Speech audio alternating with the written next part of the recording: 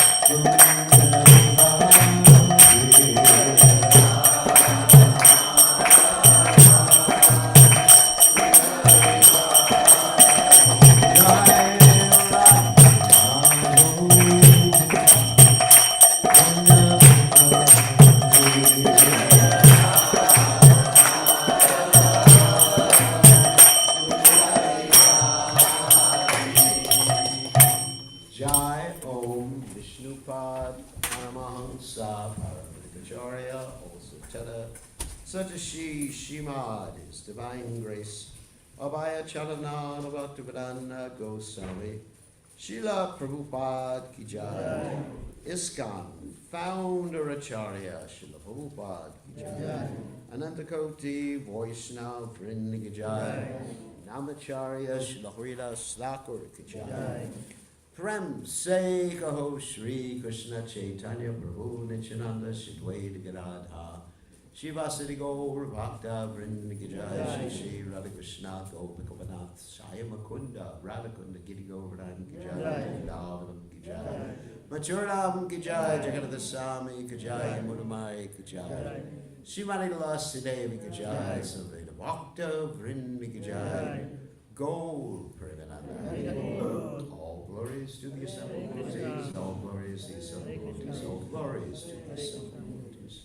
All glories to Shri Guru and Gauranga. Srila Prabhupada ki jai. Namah Om Vishnu Padaya Krishna Prasthaya Putale Srimati Bhakti Vedanta Swami Namani Namaste Saraswati Devi Gauravani Vachari Devashesha Srimati Prasthaya Somagana Chimnanda Shagananjana Shlakya Chakshur Unminitam Yena Tasmai Shri Namaha. I offer my respectful obeisances unto the lotus feet of my spiritual masters, Divine Grace, A.C. Bhaktivedanta Swami Srila Prabhupada, who so kindly opened my eyes with the torchlight of knowledge while I was blinded in the darkness of ignorance. So today, we are going to complete the Sri Isopanisad. So for those of you who don't know, every day let me share the screen first. Every day at 5 o'clock in the evening, Eastern Standard Time, or during the summer, Eastern Daylight Time, we have a class in some spiritual literature. And we read together. In other words, I read, but you can read on the screen. And I share the screen with everybody, and they can learn the philosophy of Krishna consciousness and learn about the pastimes of Krishna, pastimes of Prabhupada, and there's so many nice things to learn about. So you're all invited to join us, and if you're interested in joining us for this daily class, anytime you want to come, it's no tests, you don't have to get an anxiety. We don't test people. In fact, at the end of class, people test me. Because they ask me questions. It's called Stump the Swami. And they ask some very good questions. So it's interactive. So it's really nice. And at least the last portion is interactive. So if you're interested in joining and going on the WhatsApp notification list, see Aditya Narayan Prabhu or leave the Shakti over here and just give them your number if you're on WhatsApp and say you want to join and be notified. It's also on YouTube and Facebook simulcasting. So just so if you don't want to go on Facebook because it's too much social networking for you, then you can join us without anybody finding out you're online on Facebook, on YouTube, if you like. Okay, so now we will go to the Isopanisad. Now, what is the Isopanisad anyway? I think I need to describe that. There's 108 principal Upanishads, but what are the Upanishads? The word Upanishad basically means to come closer, basically come closer to Krishna, the spiritual master. And as Krishna states in the Gita, Tadvidi pranipatena pariprashnena seveya, that if you want to learn the truth, you got to come closer. But not just come closer physically. That gets a little uncomfortable. Don't come too close. But at least wear a mask if you're coming closer that way. But come closer in the sense of hearing. Shushusho Shradanasha Vasudeva Katarichi. And that's how you have come close to Krishna as a representative, because Krishna's instructions or the presence of a devotee are manifest in what's called the Vani. Vani means words or sound vibration. So that's how one comes closer. So these Upanishads are actually part of the Shruti mantras of the Vedic literatures. For those of you who don't know what Shruti means, it means to hear. But generally, for those who are students of Vedic literatures, of course the word Vedic means knowledge, just to let you know. So those who are students of Vedic literature know that when you say the Vedas, generally Well, actually you're referring to a large body of literature, but according to some academicians, it refers to the 4 Vedas, the Rig, the Atharva, Sama, and Yajur Veda. And the Rig Veda is a Veda of different hymns. And the Atharva Veda has a lot of different, like, mantras for weapons, if you want to learn how to fire the Brahmastra weapon. If you do, let me know. We could use your help in Ukraine right now. You know how to fire that. So anyway, things like that. And then the Sama, like the music, Veda, like this. So there are these 4 Vedas. Yajur Veda, of course, is the Veda of the sacrifices, like you've seen, like ovens or fire sacrifices, you know, Swaha, Om this, Swaha, Om that, Swaha, Om Swaha. So that's something like that. I mean, it gets more complicated. There's many, many rules and regulations for sacrifice. So many scholars would only consider the 4, what they call the original Vedas, to be Vedic, but actually in the Rig Veda, there is a interesting Sanskrit verse. It says, Om Tad Vishnu Paramam Gada Pashanti Yat Surya. That's first verse. I'm going to recite 2 verses. All the Vedas are looking for Krishna. And then Itihasya Purananam, Panchama Veda Uchate. That in these 4 Vedas it mentions that there's additional Vedas, which are called the 5th Veda. You got 4, 5, and now those include what's called the Itihasa. Now, for those of you who don't know what Itihasa means, it means thus it happened. In other words, history. Like, there's the American Itihasa, right?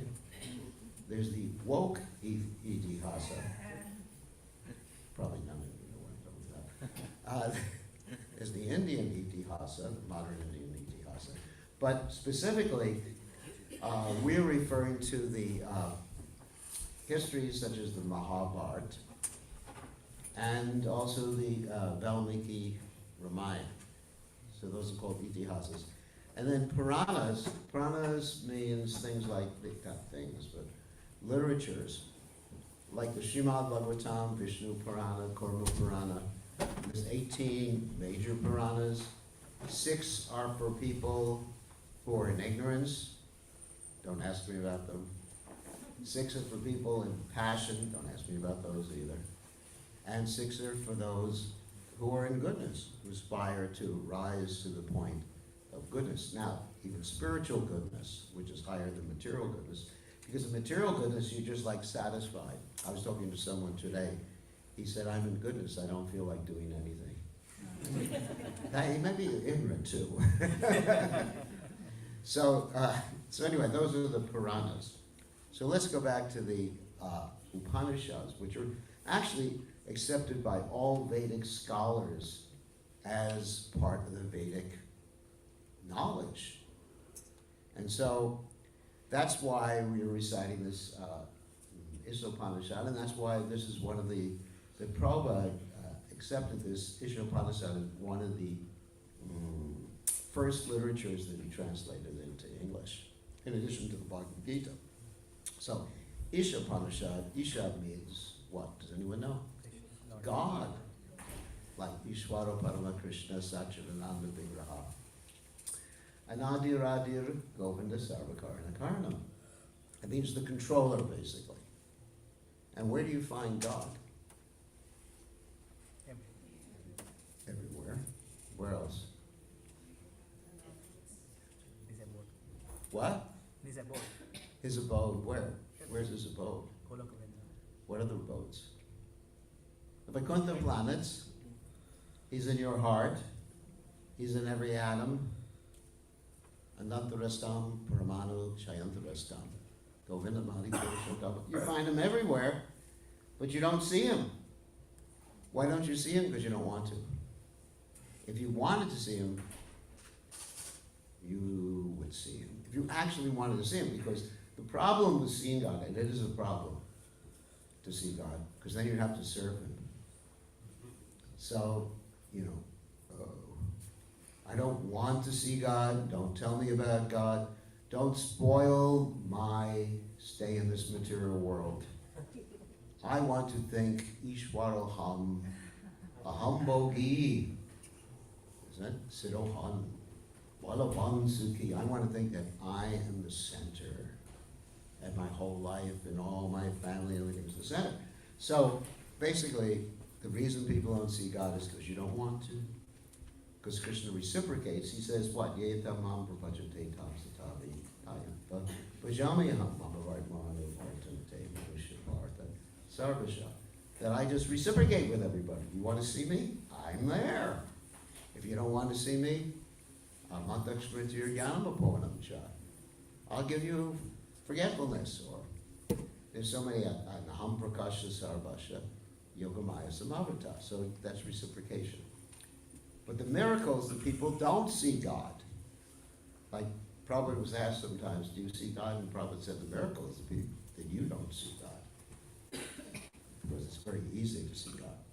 So, anyway, the Isopanisad tells us about the nature of the Absolute, the nature of God, and how to approach God, how to interact with Him, how to deal in this world. It's a complete, as they say in French, tour de force, a complete exposition on dealing with God and God's nature. The Isopanisad starts out, even the introductory mantra is very interesting, Om Purnamidam, that the Supreme Absolute Truth is perfect and complete. And even though He's perfect and complete, and so many perfect and complete things come from Him, guess what? He doesn't become less because of that emanation. You understand? If I give something to someone, I have that, I am lesser because of that. If I give you $10, I'm $10 poorer. If Krishna gives you $10, he still has that $10. So, 1 minus 1 is 1. Pretty good mathematics. So, that's the first verse. Just very shortly, we're going over one or two of the verses before we get to this 18th verse, which is the last verse. And the second verse tells us that everything is owned and controlled by the Supreme Personality. God at Isha Vasha Minam Sarvam Yakicha Jagatam Jagat Tena Chaktena Bunjitha Magurka Kashaspitanam. Everything is owned and controlled by Krishna, and each one of us is given a quota to be used for serving Him. So that's the first two verses over the introduction of the first verse. And then we go through the whole Isopanisad describing the nature of God. And then finally we end up with personal prayers by the devotee as to how to surrender to God. And this last verse is actually a verse of Atmanivedanam. Atmanivedanam means like complete surrender. Before that, before we reach this last verse, and the last two verses are actually the verse of complete surrender. Like in the 17th verse, there's the prayer of the devotee, hopefully ourselves. Please don't forget anything I did for you. It's almost like my mother used to say to me when she wanted me to become a materialist. When you were young, sorry, I just sit more comfortably. She said, when you were young, I did so many things for you. I carried you for so many years in my womb. Now you should listen to me, even though I was 70 years old. So something like that with God. We were asking Him to remember everything we did for Him. You understand the comparison? So, we'll be all right. We'll be all right when we want to be all right. Not throughout our lives, but especially when we leave this world, right? What does it mean to be all right when you leave this world? Well, you want to remember God. Because if you remember God when you leave this world, you'll go to a better place. You'll go to the pearly gates, sorry for that expression, and you'll get to greet Jai and Vijay. That's nice, isn't it? And they'll let you in. And so, in other words, you go to God. And if you don't remember God, then guess what? You go to whatever you remember. Yum yum bapi smaram babam ajate yajate ante kalebram. Whatever you remember at the time of leaving this body, that's where you go. So it's quite dangerous. Imagine if you were watching the Avatar movie when you passed away.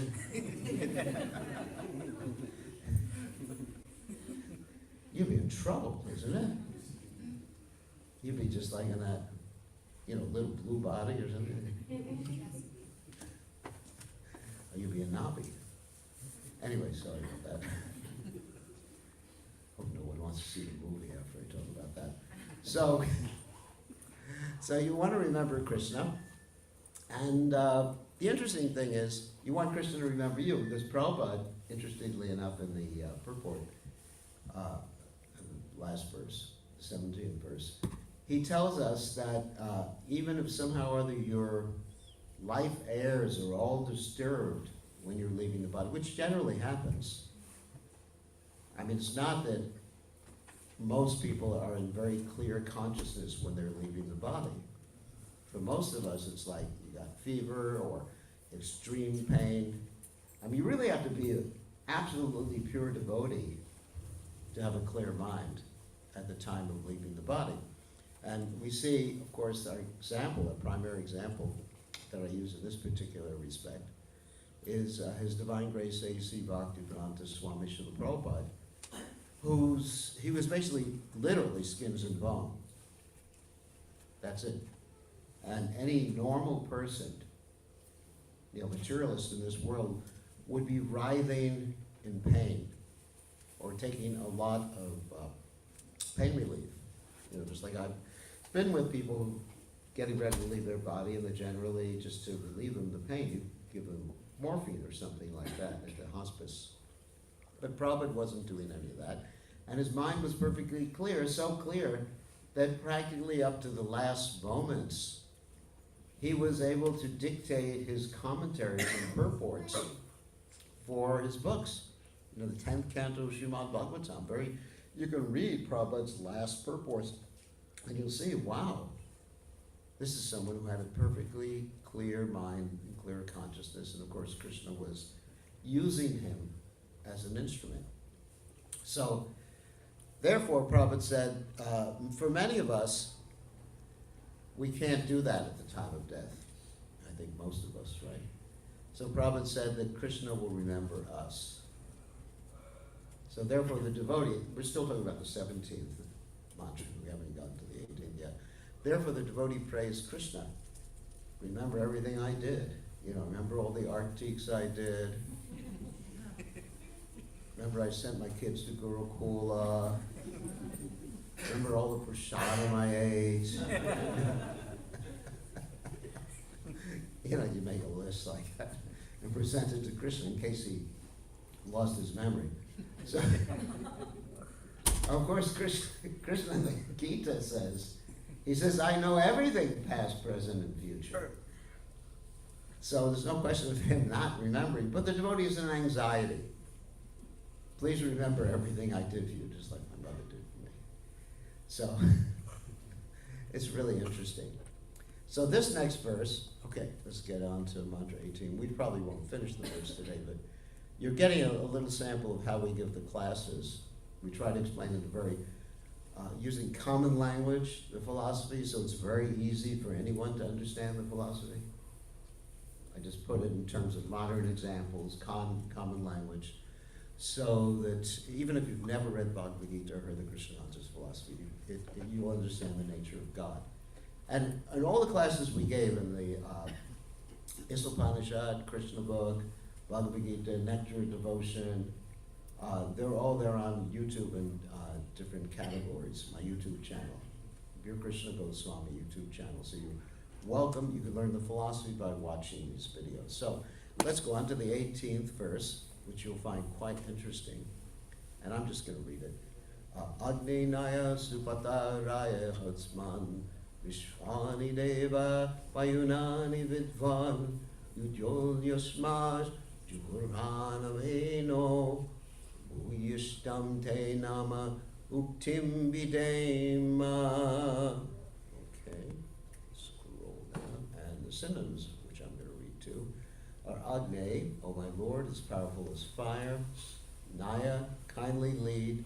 Supata, by the right path. Raye, for reaching you. Asman, us. Vishwani, all. Deva, O my Lord. Vayunani, actions. Vidwan, the knower. You, Yodi, kindly remove Asmat from us. Juhuranam, all hindrances on the path. Ena, all vices. That means vikarmic or, sinful things. Like intoxication, meat eating, gambling, illicit sex. These are vices. And why is he asking Krishna to remove all the vices? Because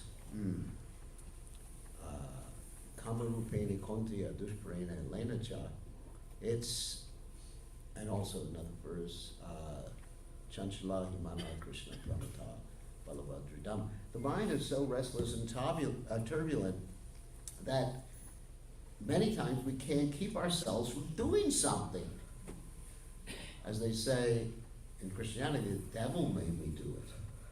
Of course, we say, Maya made me do it. It's not my fault.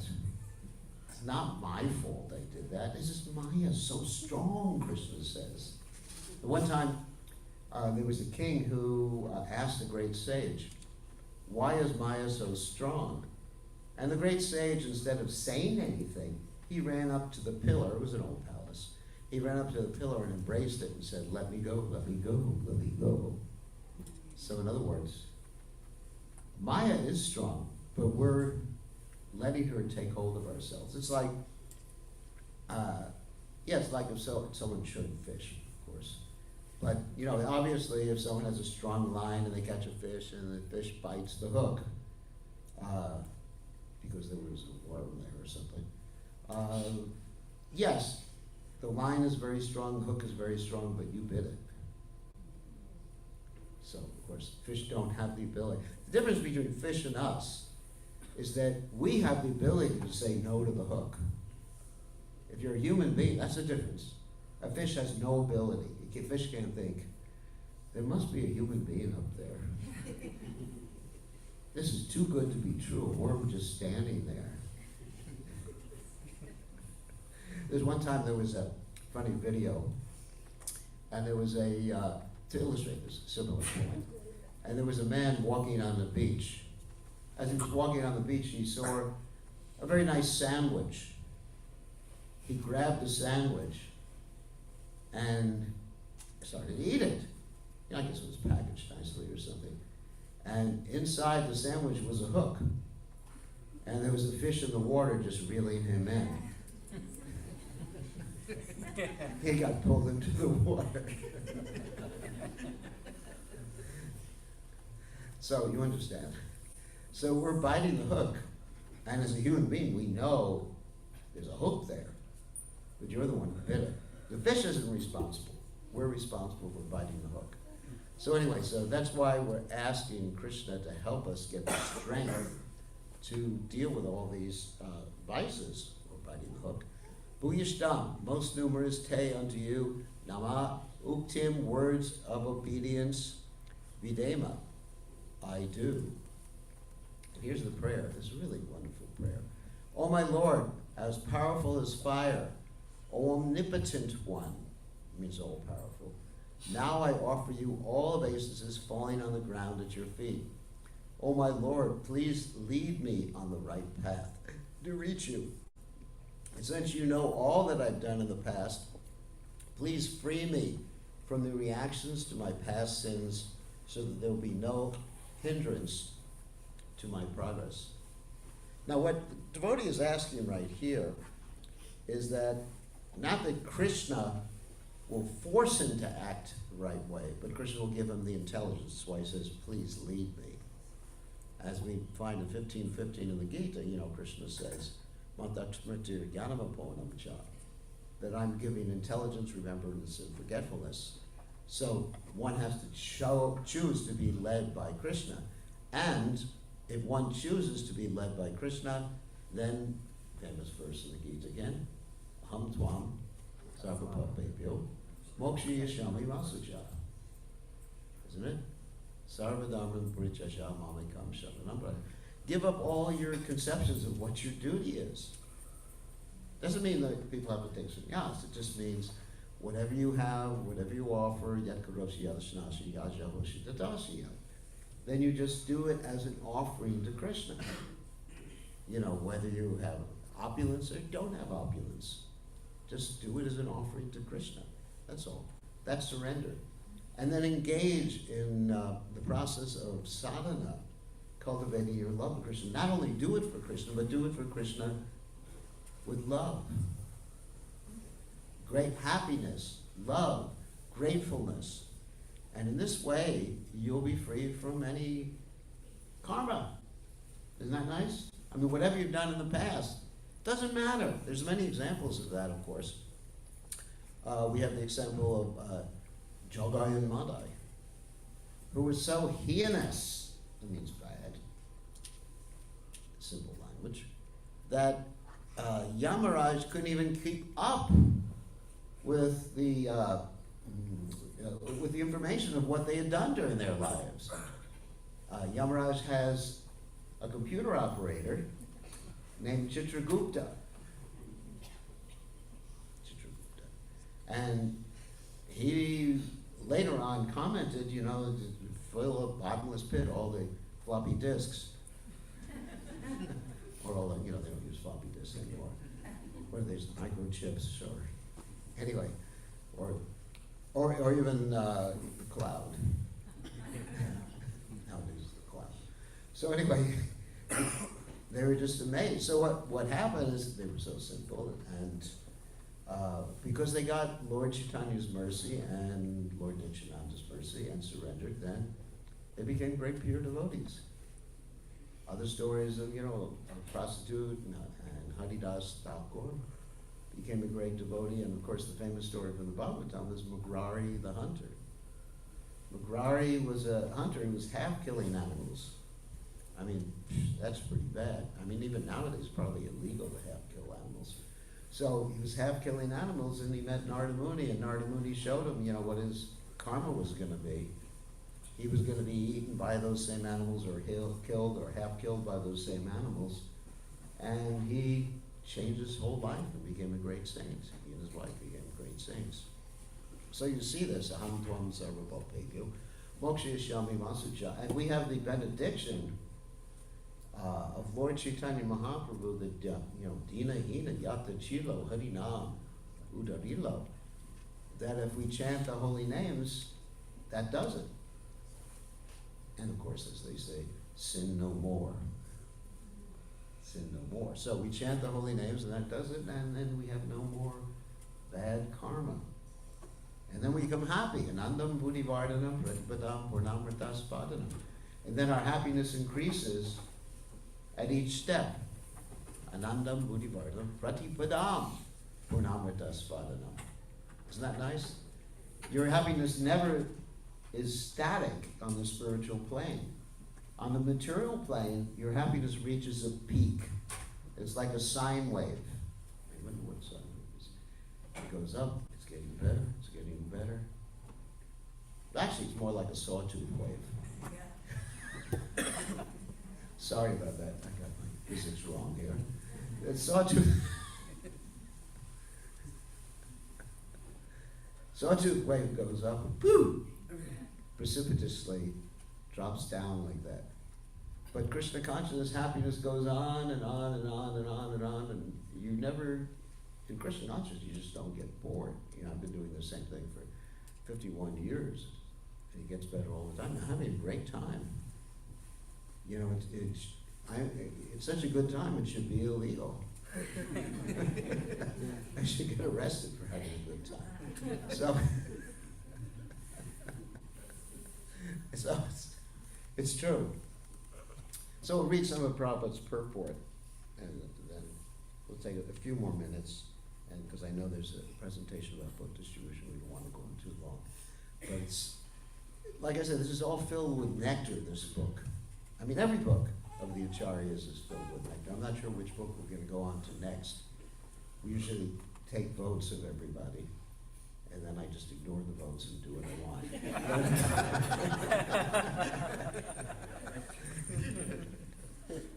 Anyway, so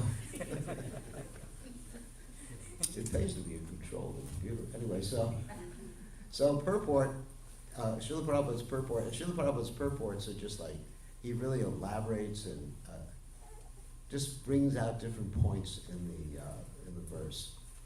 And sometimes they're repetitive, but that's so we can understand these things properly. By surrendering to the Lord and praying for his causeless mercy, the devotee can progress on the path of complete self-realization. So remember what Prabhupada said? He said, by surrendering to the Lord. Surrendering is actually quite easy. It's not like having your arm twisted behind your back and someone says, say uncle. Not exactly, right? It's just out of love. That's what surrender. Even the word surrender is a little frightening. Like even, I know in the Western world, if you say spiritual master, ooh. So I don't use that word very often. I just say, Guru Maharaj. That's more appealing for people, because as soon as you say master, all these images of slavery and everything come to people's minds. So you have to say spiritual leader, preceptor, acharya, guru, like that. These are all politically correct words. So even surrender, I would say by loving the Lord and trying to please him out of love, doing what he wants, and praying for his cause of mercy, the devotee can progress on the path of complete realization. Because if you just do it involuntarily, like if you're in some temple and the temple leader says, surrender or you don't eat today, that's not surrender. That's not devotional service. I remember sometimes, in the beginning, sometimes people were a little fanatic. They would say, dance during Mangalarati. Dance, like one of those Westerners, be a dance partner. There's no benefit of that. You have to do things voluntarily from your heart. So that's what it means by surrender. You just realize it's in your interest to serve Krishna, because Krishna will give you everything. To shanti cha ramanti cha. You become satisfied and you become happy. The Lord is addressed as fire because he can burn anything into ashes, including the sins of the surrendered soul. I mean, whatever you've done before, you don't. That's why we don't consider varnashram so important, what sort of family one is born in. Because if you keep a vipra kipanyasi shivaketa naye, Krishna Thakur Veda se Guru Hoy. And we don't look at someone who is actually serving God in terms of their family, their nationality, or anything like that. And because they're all spirit souls, we understand that. But because they're all dear to God and everyone's equal. It's true equality. We talk about equality. We want everyone to be equal to everyone else. That's the way to do it on the spiritual platform. Material platform, there may be some difference. I mean, I can do certain things perhaps better than you can. You can do certain things better than me, right? I'm not good at playing basketball. I'm not at my age anymore. So, certain things I'm just really bad at. So there's inequality on that platform. But on the spiritual platform, we see everybody equally. And so, so that's what it means to surrender to the Supreme Personality of God. Not only to surrender to him, but to see everyone on the same equal platform. So he can burn anything to ashes, including the sins of the surrendered soul. As described in the previous mantras, the word mantra means to free the mind. The real or ultimate aspect of the Absolute is his feature as the personality of Godhead, and his impersonal Brahmajyoti feature is in a dazzling covering over his face. That's one of the previous mantras. God has three aspects. The impersonal light, you see the light. Just like in one of my previous classes, I was talking about there was a bogus sadhu who made his disciples see the light. wasn't actually the Brahmajyoti. What he did is he knew which nerve to touch near the eye. It was a big group, actually a very big group during the 1960s and 1970s. And they would have a flash and then collapse. And they said, Guru Maharaj had me see the light. Of course, what they didn't realize was when they collapsed, he reached into their wallet. But that's another subject. Literally or figuratively. So they, but anyway, the real light realization is called the Brahmajyoti, which is the effulgence on God, around God. And not a devotee, but an impersonalist can apparently merge into it. Doesn't actually merge, but it's as if he merges into it. So he realizes the Sat aspect of the Absolute, which is the eternal aspect. And then the next highest aspect is the Paramatma aspect, which is God in everyone's heart. And the final aspect is Krishna, the Supreme Personality of Godhead. So God has all, the Absolute Truth has all these different aspects, and the highest is, of course, the personality. Prabhupada compares that, and the Vedas compare that to the sun and the sunshine, or the resident of the sun and the sun glow, and then the sunshine. So anyway, so the devotee, he doesn't want his vision covered by this bright light. Sometimes it's a very bright light and you can't see anything because everything is so bright. I don't know if you've ever gone outside after you've been inside and your eyes aren't adjusted to the light, you just can't see anything. Oh my God, I hope my eyes adjust real quickly, or else I'm in trouble. Or if you drive in a car sometimes and someone has the brights on, it's very frustrating. So it's like God has the brights on, you understand? And you're trying to see him, and you say, turn the brights down. So there's a previous prayer where Haranya Mayena Patrena, my dear Lord, please remove this dazzling effulgence around you, because I want to see your face. I want to see your beauty. I want to understand the nature, your nature, which is full of bliss, rather than just the eternal nature. So, fruit of activities, or karmakanda path, fruit of activities, or the karmakanda path of self-realization is the lowest stage in this endeavor. That means just trying to follow some Vedic injunctions to elevate yourself gradually, and sometimes even go to the heavenly planets. As soon as such activities even slightly deviate from the regulated principles of the Vedas, they are transformed into vikarma, or acts against the interests of the actor. In other words, if you're trying to follow these little tiny rules in the Vedic literatures for material upliftment, or preliminary spiritual rules, you could make a little mistake and you're in trouble. Like one of my friends, his name was King Nriga. He was really good at following the rules and regulations, but by accident he gave away a cow twice to Brahmins. And all of a sudden, there he was, as a tiki-tiki. You know what a tiki-tiki is? Those of you from India? I'll explain what it is for those who are not from India. These are the little lizards that everywhere in India, isn't it? And there's a superstition that if you say something, if the tiki-tiki goes what? Tiki-tiki. Then it's the truth, right? Krishna's God. Tiki-tiki. So he became a lizard, and he had to be saved by Krishna. So there's danger on that royal path. But with chanting the holy names and becoming a devotee, even if one slips a little by accident, not on purpose, don't use that against devotional service. So if one slips, then Krishna says, my devotee is considered saintly in spite of the most devious of sinful activity, because he's on the right path, quickly attain the right destination. Krishna doesn't forget. There is no diminution from one lifetime to another.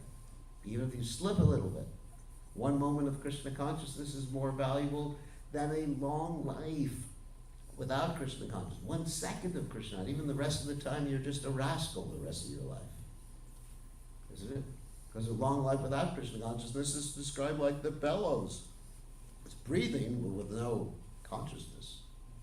So that's Krishna consciousness and the benefit of Krishna consciousness. So we're going to end here, but I just want to give you a little sample. We're going to end here tonight, and we can take one or two questions. I'm not going to take questions online, just questions from you all here. And then we'll have the Sankirtan scores. So you see how much information is there in Prabhupada's purports and in the verses here. So it's a really important, that's why Prabhupada spent a lot of time unpacking this information. So anyone have any questions? No? Yes? Thank you, Maharaj, for the class. One question, it has always come to my mind in relation to Isopanisad is, among all the different Upanishads, why did Prabhupada choose Sri Isopanisad specifically to translate? Why not any other Upanishad? That's interesting. And Prabhupada would quote other Upanishads, like the Shvetashvatara Upanishad, but he didn't translate that. And other Upanishads he would quote, but he never translated any other Upanishad as far as my knowledge is concerned. Because this Upanishad deals directly with the Supreme Personality of Godhead. Now, I describe what the Upanishads are, but they're actually philosophical works. And many of them deal with the nature of the material world and other subject matters that really are not directly connected with Krishna. So, therefore, Prabhupada wanted to pick the most directly connected Upanishad. And that's why Prabhupada picked it. Okay? Most directly connected. So, of course, I didn't ask Prabhupada that question. But that's my assumption, because it's God, the God Upanishad. Isopanisad. Right? And of course, there's many other verses from the Upanishads, not the Isopanisad, like Nitya Nityanam Chetanante Chetanam Eko Bhoganam Kamam.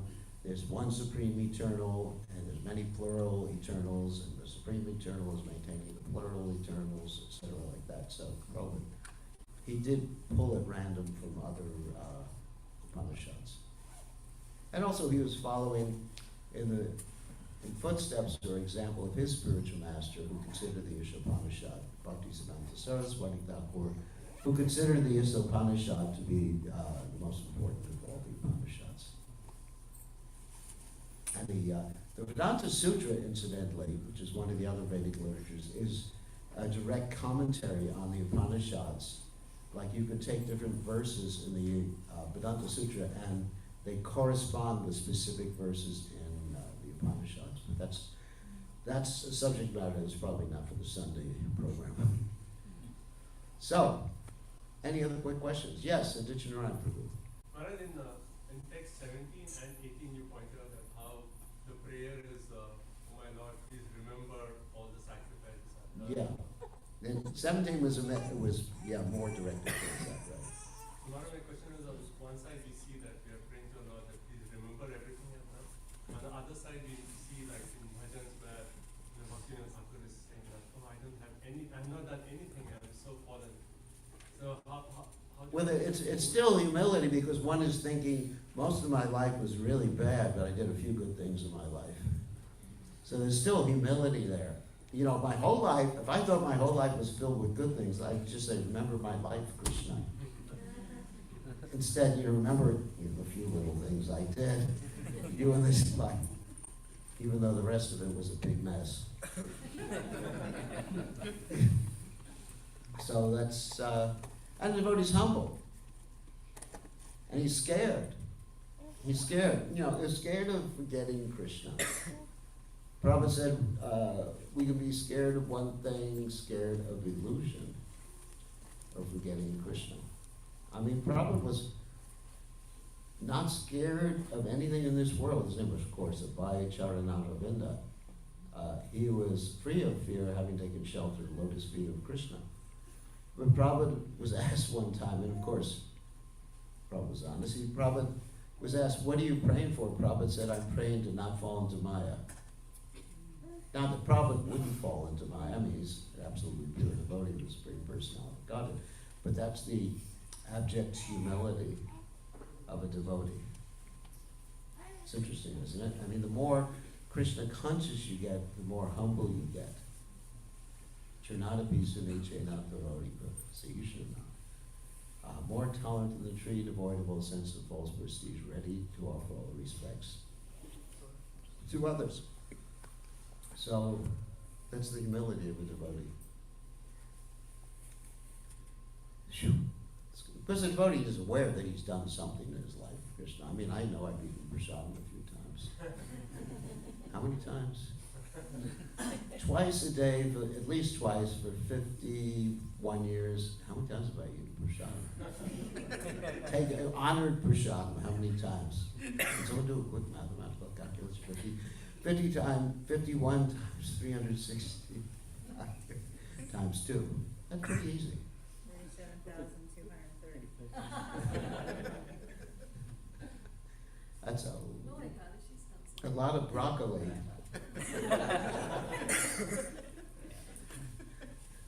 Okay, so I think we should take some announcements for Additional Peru. Is that all right? All glories to His Divine Grace, Srila Prabhupada, Ki Jai. Sri Isopanisad Ki Jai. And again, if you want to give your WhatsApp information to Aditya Narayan Prabhu or Leela Shakti Pravi, then please do so if you want to be notified of when these classes are. Every evening while I'm in the United States. Whereas I'm going to be going to India in February, so I won't be doing the classes while I'm in India. But while I'm in the United States, I do the classes, okay?